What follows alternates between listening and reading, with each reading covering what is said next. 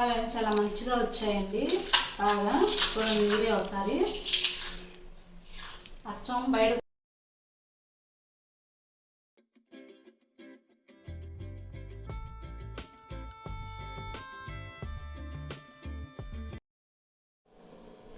Hi అండి, నమస్తే. నేను మీ Sandhya. Welcome back to lights and food and vlogs.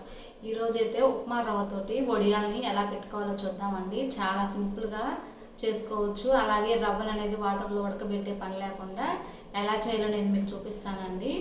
అలాగే అంతకంటే ముందు మన ఛానల్ ఎవరైనా ఫస్ట్ టైం చూస్తున్నట్లయితే please do like, share and subscribe చేసుకోండి. ఇప్పుడైతే ఎలా చేయాలో చూసేద్దాం.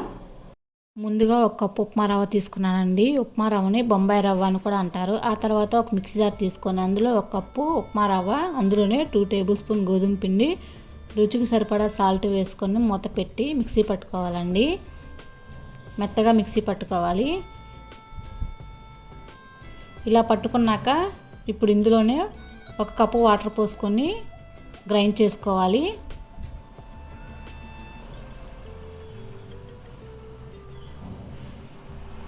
మిక్సీ పట్టుకున్న పిండిని అయితే ఇప్పుడు ఒక మిక్సింగ్ బౌల్లో వేసుకున్నామండి. ఆ తర్వాత మిక్సర్ తీసుకొని అందులో అల్లం, పచ్చిమిర్చి, జీలకర్ర వేసుకొని పేస్ట్ లాగా మిక్సీ పట్టుకోవాలి.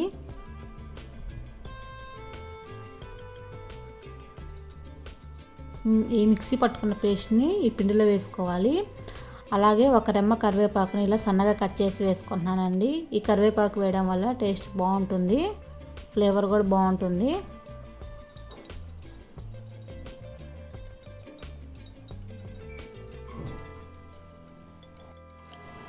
ఒకసారి మంచిగా కలుపుకోవాలి. ఆ తర్వాత ఒక గిన్నె కానీ కళాయి కానీ తీసుకొని అందులో వాటర్ పోసి స్టవ్ మీద పెట్టి వాటర్ అనేది మరిగించుకోవాలి. ఈ వాటర్ మరుగుతుండగా ఒక ప్లేట్ తీసుకొని ఇందులో 1 టేబుల్ స్పూన్ పిండి వేసుకొని ప్లేట్లో రౌండ్గా పలచగా వేసుకోవాలండి. ఇలా వేసుకున్నాక ఇప్పుడు అందులో స్టాండ్ పెట్టుకొని ఆ వాటర్లో స్టాండ్ పెట్టుకొని దాని మీద ఈ ప్లేట్ పెట్టుకొని 1 మినిట్ పాటు ఉడికించుకోవాలండి. 1 నిమిషం తర్వాత ఆ ప్లేట్ని తీసి చల్లని వాటర్లో వేసుకోవాలి. ఇలా చల్లని వాటర్లో వేసుకున్నాక స్పూన్తో కానీ చెక్కతో కానీ రౌండ్గా అనుకుంటే అప్పడం అనేది మనకు మంచిగా వచ్చేస్తుందండి. ఒకవేళ రాకపోతే మళ్ళీ ఒకసారి వాటర్లో అంటే చాలా చక్కగా వచ్చేస్తుంది. ఈ అప్పడాలు అనేది నీటి అప్పడాలండి. వాటర్లో ఎంత బాగా అప్లై చేస్తే అప్పడం అనేది అంత బాగా మనకి వచ్చేస్తుంది. ఆ తర్వాత మరొక ప్లేట్లో పిండిని వేసుకొని ఇలానే స్టవ్ మీద పెట్టి 1 నిమిషం పాటు ఉడికించుకోవాలి. అది ఉడుకుతుండగా మనం ప్లేట్లో ఇలా పిండిని వేసుకొని పెట్టుకోవాలండి. ఈ ప్లేట్ తీయంగానే ఆ ప్లేట్ పెట్టుకుంటే మనం ఇది తీస్తుండగా ఆ ప్లేట్ ఉడుకుతూ ఉంటుంది. మిగిలిన వాటిని కూడా అన్నిటిని ఇలానే చేసుకోవాలండి. ఇప్పుడు ఈ అప్పడాన్ని అనేది మనం ఒక కవర్ మీద ఆరబెట్టుకోవాలి. ఫ్యాన్ కింద కానీ ఎండలో కానీ, ఎండలో అయితే 2 గంటలు ఎండిపోతాయండి. అదే ఫ్యాన్ కింద అయితే 1 రోజులో ఎండిపోతాయండి. మిగిలిన పిండిని కూడా అన్నిటిని ఇలానే చేసుకోవాలి.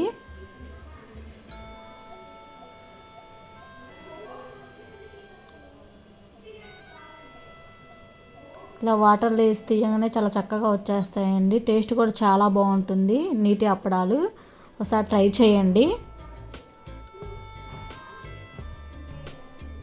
ఇవి ఒక సైడు ఆరాక మరొక సైడ్కి టర్న్ చేసుకోవాలండి.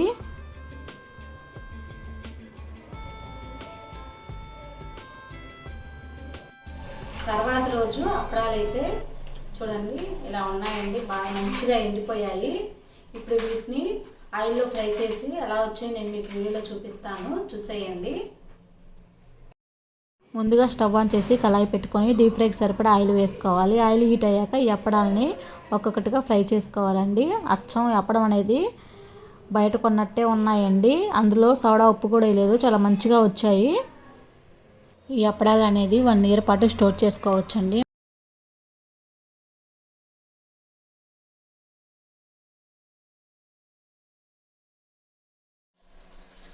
అప్పడాలు అనేది చాలా మంచిగా వచ్చాయండి.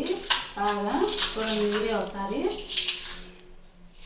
అచ్చం బయట కొన్న వాటిలాగానే ఉన్నాయి. మీరు కూడా ఒకసారి ట్రై చేయండి. ఇప్పుడైతే తిని ఎలా ఉన్నాయో చెప్తాము. తినవచ్చు.